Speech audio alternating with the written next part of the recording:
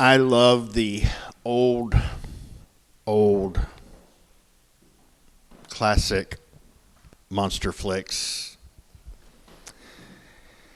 Wolfman, Frankenstein, all that good stuff. I found out the other day that the Reverend Chuck Koloszewski and I share the same film as our favorite film featuring Lon Chaney Jr., which would be The Wolfman.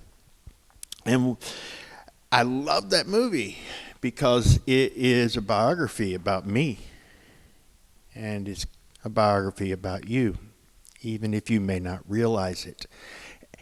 And while Frankenstein is the first movie I remember seeing, the original Boris Karloff Frankenstein, that I rooted for the monster and cried when they were mean to him. Wolfman was the first one that I saw that I completely identified with the monster, or with the victim, depending on how you wanted to say it, with Chaney.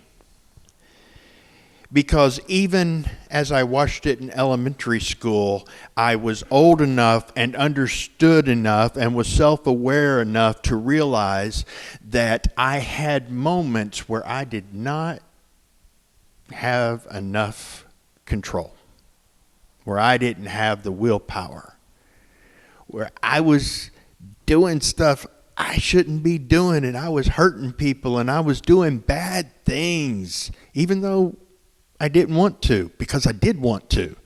And it was always like I had this war going on inside of me, and all too often I lost.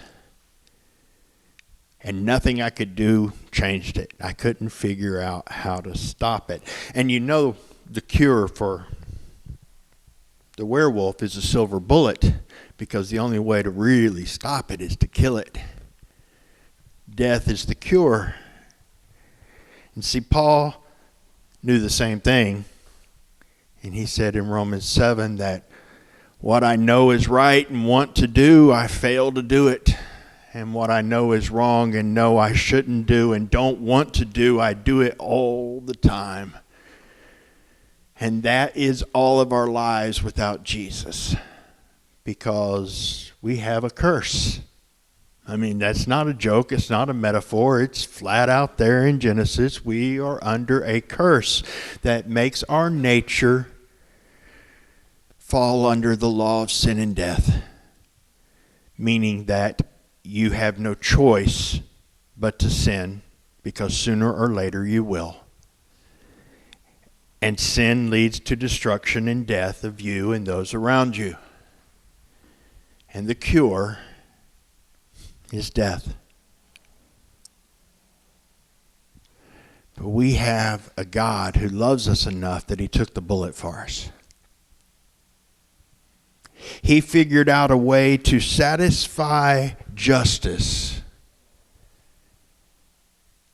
and spill the blood that the curse demanded, and yet save the ones who were under it.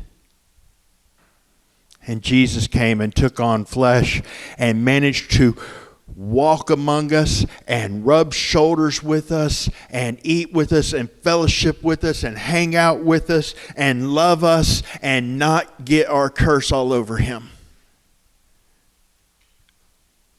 And the full moon would come up and he didn't howl like the rest of us do. And the temptation would come and he didn't give in. And the war would start in his nature because he was tempted as we were. And he won. And he did it all right. And he got to the end of his race and he said, I win the prize for doing it right. It's life. The curse is broken and I give my prize to them if they want it. And I love that. Because without him, there's no hope. You'll fight. You'll struggle. You might win 27, 28 days out of the month, but 2 or 3, you're a monster. Without Jesus, we can't break the curse. Without Jesus, we can't control the evil within us. Not all the time, not all the way. But Jesus came and he died so that we could have life free of the curse. And I love that. What he did for us so that we don't have to be little monsters running around